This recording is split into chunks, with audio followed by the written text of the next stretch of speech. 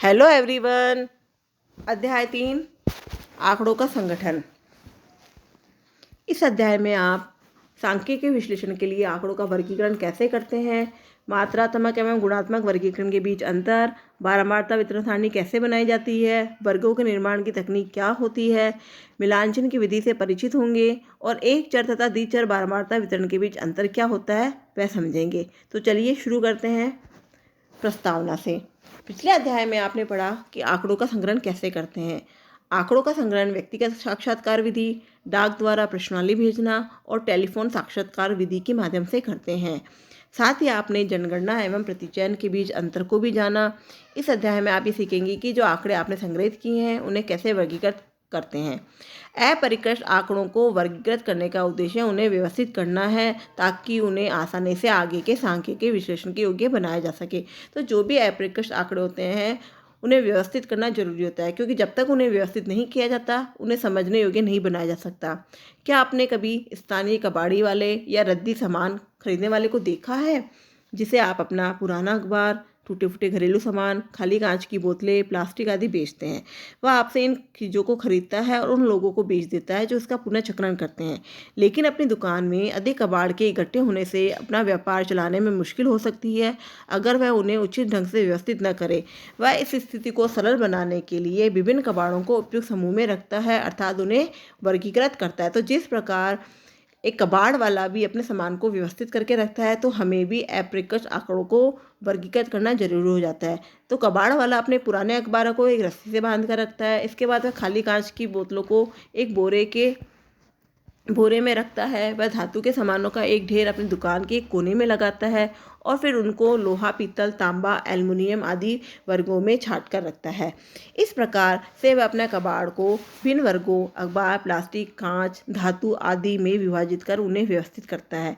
जब एक बार उसका सारा कबाड़ व्यवस्थित एवं वर्गीकृत हो जाता है तब खरीदार की मांग पर उसे सामग्री विशेष को खोज कर देने में आसानी हो जाती है। तो इसी तरीके से जब हमारे जो अपरिष्कृत आंकड़े होते हैं, जब उन्हें वर्गीकृत कर दिया जाता है तो वह भी समझने योग्य बन जाते हैं और कोई भी जब हमें उससे सूचना प्राप्त करनी होती है तो वह सूचना हमें आसानी से प्राप्त हो जाती है। ठीक इसी प्रकार से जब आप अपने विद्यालय की पुस्तकों को एक विशेष क्रम में रखते हैं तो उनको संभालना आसान हो जाता है। आप उन्हें विषय के अनुसार वर्गीकृत कर सकते हैं, जहाँ प्रत्येक विषय एक समूह या वर्ग बन जाता है। उदाहरण, जब आपको इतिहास की कोई विशेष पुस्तक की आवश्यकता पड़ती है तो आप को केवल ये करना है कि इतिहास समूह में उस पुस्तक को खोजें, अन्यथा आपको अपनी ये पुस्तक सारी पुस्तकों के ढेर में खोजनी पड़ेगी। आपने कभी आपकी स्कूल की लाइब्रेरी देखी है जहाँ पर पुस्तकों को एक विशेष क्रम में जमाया जा सकता है। ये क्रम या तो विषयवार हो सकता है या फिर लेखक के नाम के अनुसार हो सकता है या फिर वर्ष के अनुसार हो सकता है। तो जब भी आपको कोई संबंधित पुस्तक को खोजनी होती है तो जब हमारा क्रम सही रहेगा तो हम उस संबंधित पुस्तकों को आसानी से ढूंढ सकते हैं। यद्यपि पदार्थों अथवा वस्तुओं का वर्गीकरण बहुमूल्य श्रम और समय को बचाता है, इसे मनमाने तरीके से नहीं किया जा सकता। कबाड़ी वाले ने अपने कबाड़ को इस तरह से समूह में रखा कि प्रत्येक समूह में एक ही प्रकार की चीज़ें हों। उदाहरण के लिए उसने कांच के समूह में खाली कांच की बोतलें, टूटे खिड़की के कांच तथा टूटे दर्पण आदि रखे। ठीक इसी तरह से जब आपने अपने इतिहास की पुस्तक को इतिहास समूह में वर्गीकृत किया तो आप उसमें ये अन्य विषयों की पुस्तकें नहीं रखेंगे, अन्यथा समूह गठन का पूरा उद्देश्य ही निरर्थक हो जाएगा। इसलिए वर्गीकरण का तात्पर्य एक वस्तु को समूह या वर्गों में किसी खास आधार पर वर्गीकृत या व्यवस्थित करने से है। ये वर्गीकरण की परिभाषा है जो हमें बताती है कि जब भी हम वर्गीकरण करते हैं तो उसे किसी खास तरीके से करते हैं जहाँ पर जो वस्तु का समूह होता है, जो वर्ग होता है, उस वर्ग का उद्देश्य पूरा हो जाए। नहीं तो अगर हम उसी वर्ग में किसी और वर्ग को डाल देंगे तो हमारा जो उद्देश्य है वह निरर्थक हो जाएगा। इसलिए वर्गों में किसी खास आधार पर ही हमें वर्गीकरण करना चाहिए। इसके बाद आता है अपरिष्कृत आंकड़े। कबाड़ी वाले के कबाड़ की भांति अवर्गीकृत आंकड़े अथवा अपरिष्कृत आंकड़े भी अत्यधिक अव्यवस्थित होते हैं। ये प्राय अति विशाल होते हैं जिन्हें संभालना कठिन होता है, क्योंकि सांख्यिकी विधियों का इन पर सरलता से प्रयोग नहीं किया जा सकता। इसलिए इस प्रकार के आंकड़ों का उचित संगठन तथा प्रस्तुतिकरण आवश्यक होता है। तो जो ये नीचे आंकड़े दिए गए हैं, ये आंकड़े अपरिष्कृत आंकड़े होते हैं। इन्हें संभालना बहुत मुश्किल होता है जब तक इनका सही तरीके से प्रस्तुतिकरण नहीं किया जाएगा। तो ये जो प्रस्तुतिकरण होता है ये किसी आलेख के माध्यम से भी हो सकता है, जैसे पाई चार्ट के माध्यम से, बारंबारता सारणी के माध्यम से, या फिर दंड आरेख के माध्यम से, या फिर माध्य का बहुलक या समांतर माध्य के माध्यम से। इन तरीकों से भी हो सकता है। अतः आंकड़ों के संग्रह के पश्चात अगला चरण उन्हें संगठित कर वर्गीकृत रूप में प्रस्तुत करना होता है। मान लीजिए कि आप गणित में 100 छात्रों की प्रगति जानना चाहते हैं और आपने अपने स्कूल के 100 छात्रों के गणित के अंकों के आंकड़े एकत्रित कर लिए। अगर आप इन्हें एक सारणी में प्रस्तुत करते हैं तो वह संभवतः कैसे दिखेंगे? कुछ इस तरीके से दिखेंगे। या फिर आप अपने पड़ोस के 50 परिवारों से भोजन पर उनके मासिक व्यय के आंकड़ों का संग्रह जानने के लिए करते हैं कि भोजन पर उनका औसत व्यय कितना है। तो इस मामले में संग्रहित आंकड़ों को जब आप सारणी में प्रस्तुत करेंगे तो वह सारणी कुछ इस तरीके से दिखेगी। तो वह सारणी 3.2 की तरह दिखेंगे। सारणी 3.1 तथा सारणी 3.2 दोनों के ही आंकड़े अपरिष्कृत अथवा अवर्गीकृत है। दोनों ही सारणियों में संख्याओं का किसी भी क्रम में व्यवस्थित नहीं किया गया। अगर आपसे पूछा जाए कि सारणी 3.1 में गणित में सर्वोच्च अंक कितने हैं, तब आपको उन 100 छात्रों के अंकों को आरोही अवरोही क्रम में व्यवस्थित करना होगा। तो ये एक बेहद थका देने वाला काम है। यदि आपको 100 छात्रों के स्थान पर 1000 छात्रों के अंक संभालने हो तो ये और भी अधिक थका देने वाला काम है। अगर मैं आपसे पूछूं कि मुझे बताइए कि 50 से 60 वर्ग के बीच में कितने बच्चों के अंक आए हैं, तो आप देखेंगे कि आपको सभी 100 छात्रों के अंक को देखना पड़ेगा और पता लगाना पड़ेगा कि 50 से लेकर 60 के बीच कितने बच्चे आए हैं। तो ये एक बेहद थका देने वाला काम है। और अगर ये 1000 छात्र है तो ये और भी अधिक थका देने वाला काम है। तो जो अपरिष्कृत आंकड़े होते हैं वह सही सूचना नहीं दे पाते हैं। ठीक इसी प्रकार से सारणी 3.2 में आपके लिए काफ़ी मुश्किल होगा कि 50 परिवारों के खाने पर मासिक व्यय के औसत का पता कैसे कर सके। यही कठिनाई तब कई गुना बढ़ जाएगी यदि ये संख्या बहुत बड़ी हो, जैसे 5000 परिवार। ठीक कबाड़ वाले की भांति ही जब कबाड़ का ढेर बहुत बड़ा और अव्यवस्थित हो तो एक विशेष वस्तु को ढूंढने में बहुत कठिनाई होती है। आपकी भी स्थिति होगी यदि अपरिष्कृत आंकड़ों का भंडार बहुत बड़ा हो और आप उससे कोई सूचना प्राप्त करना चाहिए। इसलिए संक्षेप में अवर्गीकृत विशाल आंकड़ों से कोई सूचना प्राप्त करना एक बेहद थका देने वाला एवं उबाऊ काम है। वर्गीकरण के द्वारा अपरिष्कृत आंकड़ों को संक्षिप्त एवं बोधगम्य बनाया जाता है। तो जब हम अपरिष्कृत आंकड़ों को वर्गीकृत कर देते हैं तो आसानी से संक्षिप्त एवं बोधगम्य बन जाते हैं और समझने योग्य बन जाते हैं। जब एक प्रकार की विशेषताओं वाले तथ्यों को एक ही वर्ग में रखा जाता है तो वे बिना किसी कठिनाई के ढूंढने, तुलना करने तथा निष्कर्ष निकालने योग्य हो जाते हैं। आपने अध्याय 2 में पढ़ा कि प्रति 10 साल बाद भारत सरकार जनसंख्या की गणना कराती है। सन 2001 की जनगणना में लगभग 20 करोड़ लोगों से संपर्क किया गया। जनगणना के अपरिष्कृत आंकड़े बहुत विशाल एवं विखंडित होते हैं। उनसे कोई भी अर्थपूर्ण निष्कर्ष निकालना असंभव कार्य लगता है। लेकिन जनगणना के यही आंकड़े जब लिंग, शिक्षा, वैवाहिक स्थिति, पेशे आदि के अनुसार वर्गीकृत किए जाते हैं तब भारत की जनसंख्या की प्रगति एवं संरचना आसानी से समझ में आ जाती है।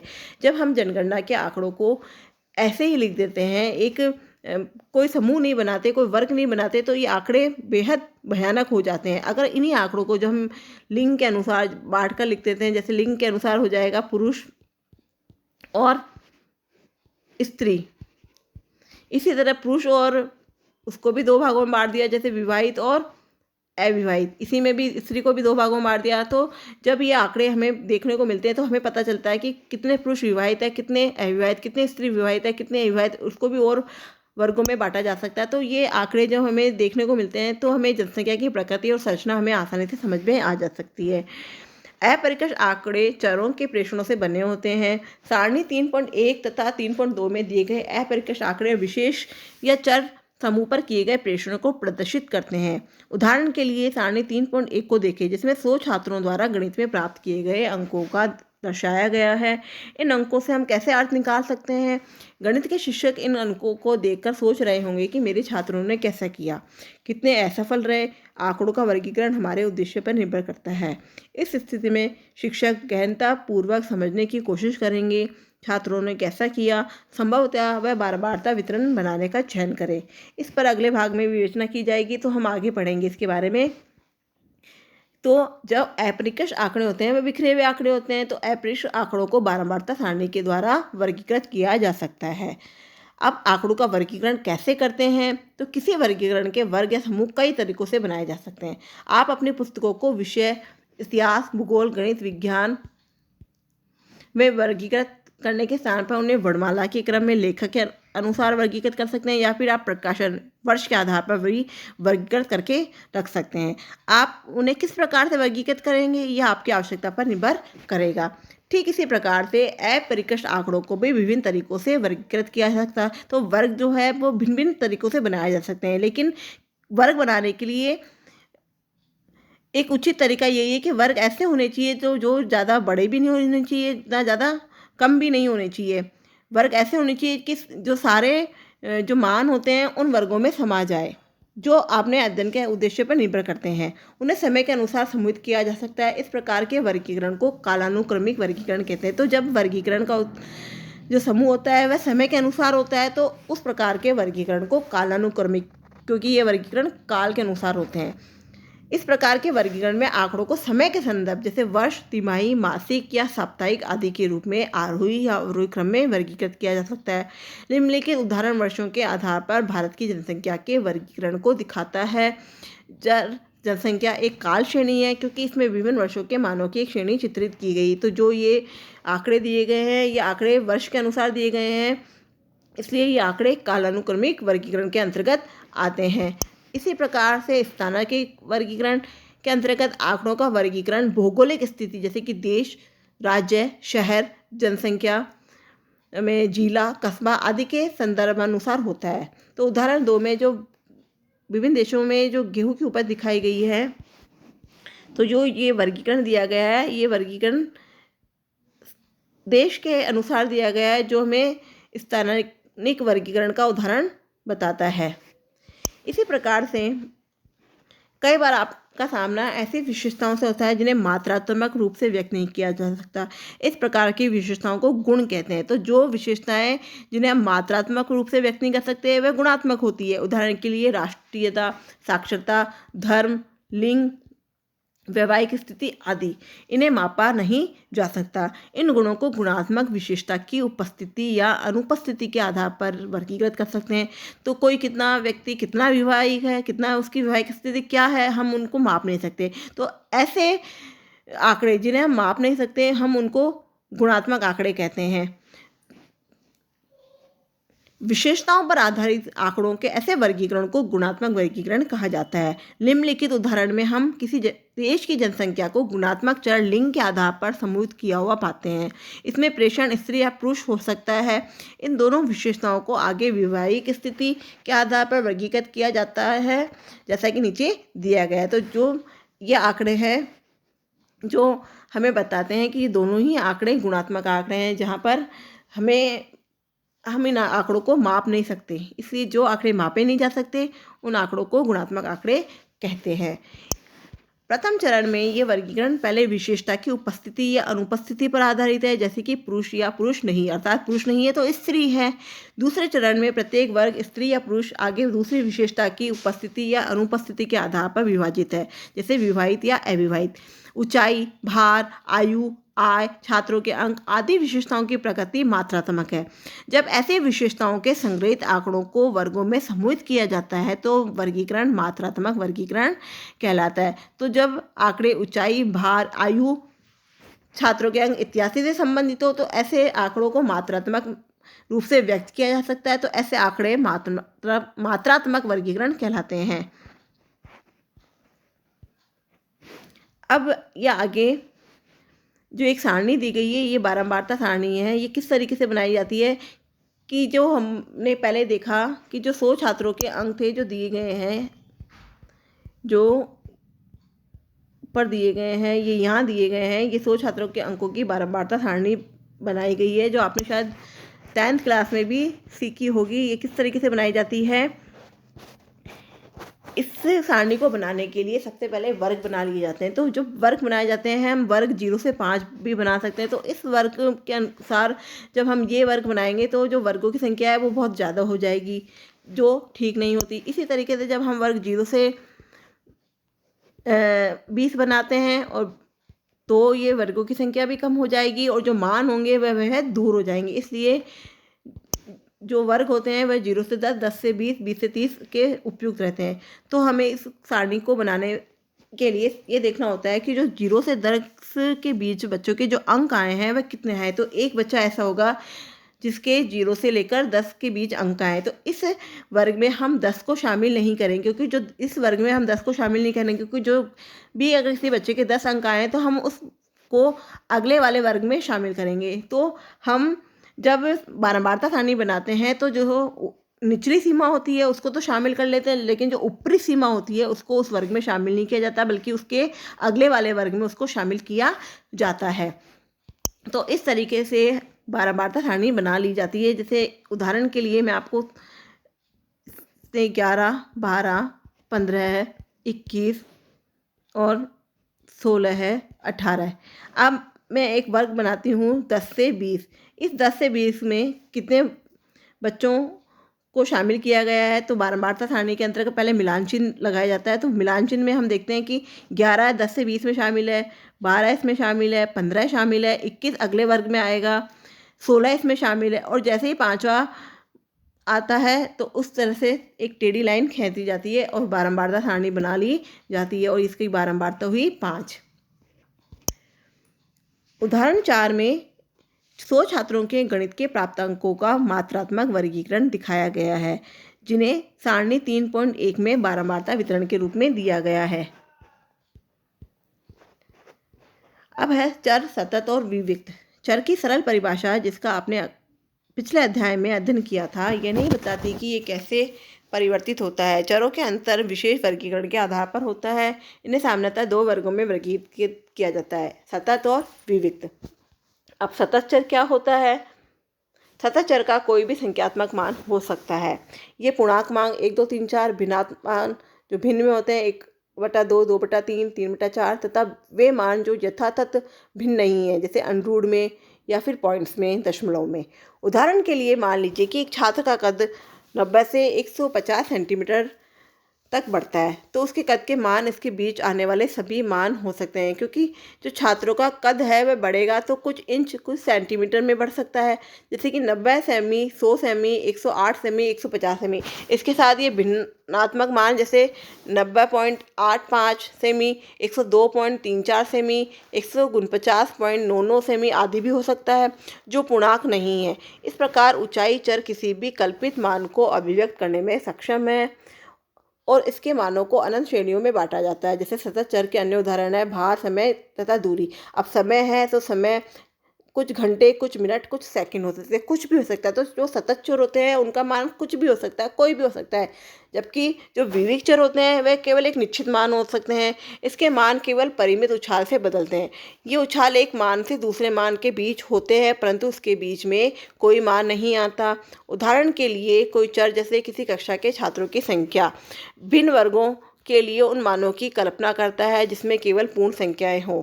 ये कोई भी भिन्नात्मक मान जैसे 0.5 नहीं हो सकता है, क्योंकि एक छात्र का आधा निरर्थक है, क्योंकि एक छात्र के बाद दूसरा छात्र ही आता है।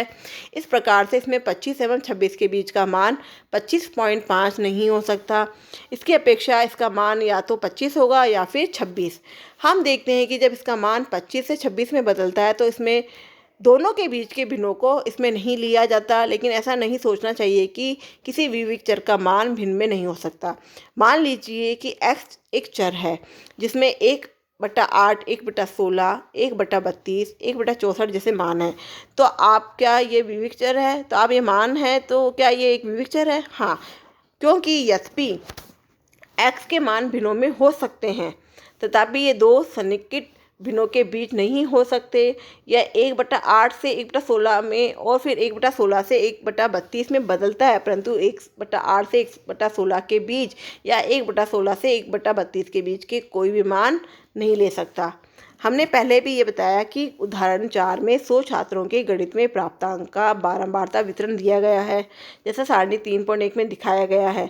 ये दिखाता है कि 100 छात्रों के अंकों के वर्गों में कैसे सम्मिलित किया गया है।